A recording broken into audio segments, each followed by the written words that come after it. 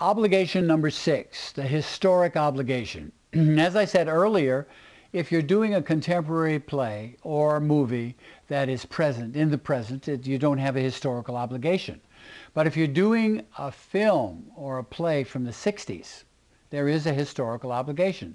Things were different in the 60s than they are in the 2000s, in the 21st century.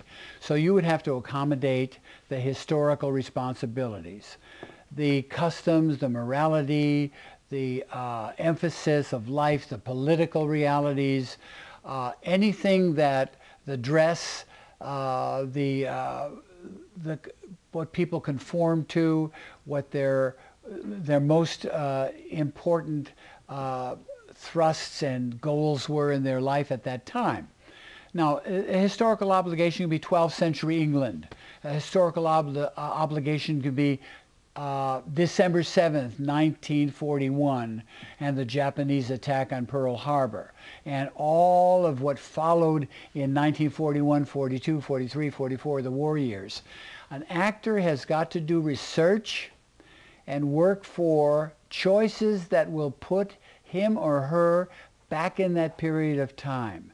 Reading, researching, evaluating, getting into the psychology and the emphasis of what people thought about in those days. And so I directed a play called Glass Menagerie, which takes place in the 30s. And we worked on it for 8, 9, 10 months. And we listened to all of the records and the speeches of President Roosevelt at the time. We read all the Time Life books of the historic element of that time. We got deeply seated in that time, and we worked for the fears, the economy of the time, the depression, the feelings of hopelessness of that time, and what was going on in the world at the time, and we steeped ourselves in parallel choices which made us experience and feel what the characters felt like at that time. So the historical obligation, unlike time and place, it is time and place of a different time than the present.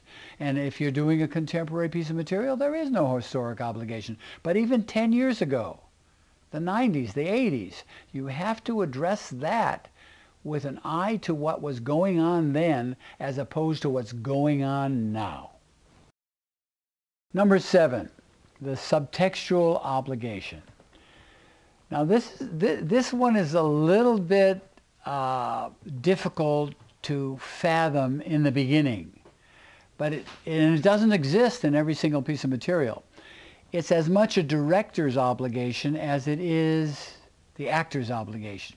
The subtextual obligation is the underlife, the essence, the ambiance of the piece. I'm going to give you a couple of examples. Maxwell Anderson's play, Winterset, takes place 30s, when there was a lot of immigrant resistance. People were, the economy was really not good, and people resented immigrants coming to this country and taking jobs. There was a sense of hopelessness about it. We were in a deep depression, and it had an ambiance of an underlife of fear and hopelessness and depression and angst and anger.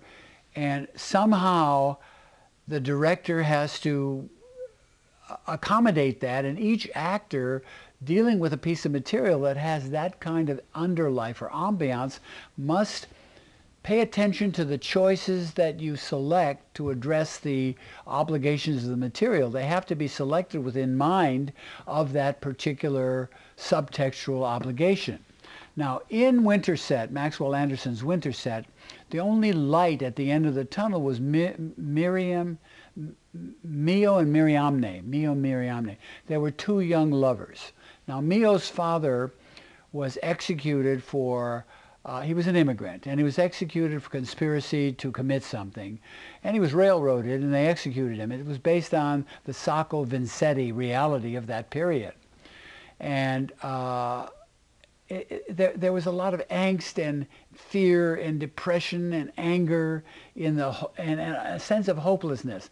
Mio and Mariamne brought to it the only light at the end of the tunnel. Every actor in the piece has to accommodate the fact that the underlife and the ambiance of the play had all of those elements. And with that in mind, the actor has to make choices that accommodate that. All of the actors in the piece. So to wrap up all 7 obligations, which I have, I'm going to do it again. Okay. So I've discussed all 7 obligations in detail.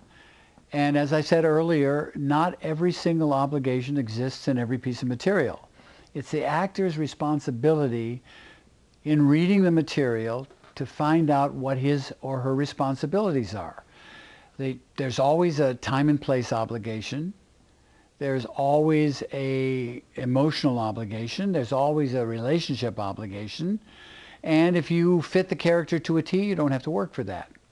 So identifying all 7 obligations is paramount to addressing a piece of material. And if you are a craftsperson and you have a craft so that you can select the choices and using the choice approaches to fulfill those obligations, then it's a no-brainer.